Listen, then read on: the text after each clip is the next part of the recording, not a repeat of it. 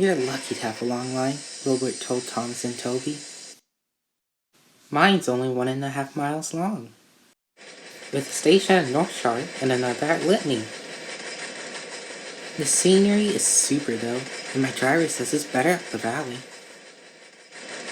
Our volunteers are going to open that bit too.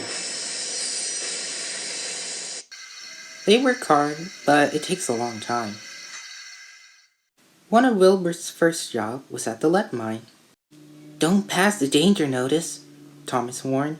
I fell down a mine once. Wilbur smiled. I'd worked in a colliery, so I know all about danger notices. But, he added, there was once an engine who thought he knew better. What happened? Asked Toby and Thomas. Wilbur paused. Well, this engine didn't have a name. Just a number, 16.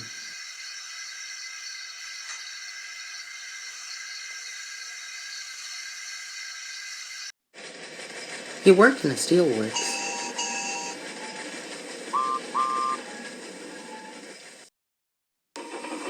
One of the jobs that 16 and the other engines there had to do was take waste in special trucks to a place they called the tip. Well, went on Wilbur, 16 got tired of always stopping in the same place. He tried to go further, but his driver always prevented him. The other engines tried to stop him too. If the notice says danger, they said, you shouldn't pass it. 16 paid no attention. Don't be stupid, his driver said. We shouldn't pass the notice, or goodness knows where we'll end up. But 16 wanted to know. Pooh, he scoffed. I can take care of myself. One wet day, 16's chance came. The rails were slippery, and when his driver tried to stop, he couldn't. You see, 16 had asked the trucks in front of him to carry on past the warning sign. They did just that. Their momentum pulled 16 with them.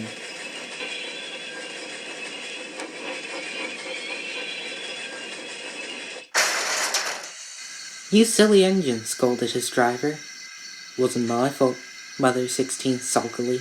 It was those trucks. You always wanted to pass that board, said the driver crossly.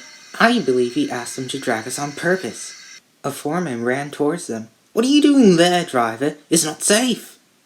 The trucks dragged us, explained the driver. Well, come to the office with me, and you fireman get your engine back on firm ground before it's too late, ordered the foreman.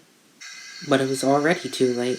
As the foreman turned away, the earth beneath 16's wheels sank and the rails sagged.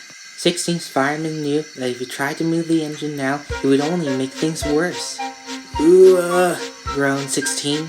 Beneath his weight, the rails sagged even more. Suddenly, they fell away completely. As the fireman left for safety, 16 overbalanced. The coupling between him and the trucks broke, and he rolled cow over wheels down the bank. He reached the bottom with a crash, and lay on his side looking surprised, and leaking steam from all directions. Help! He gasped weakly. Thomas and Toby were silent. What happened to 16 after that? Ventured Toby. Oh, he was rescued, Wilbert said.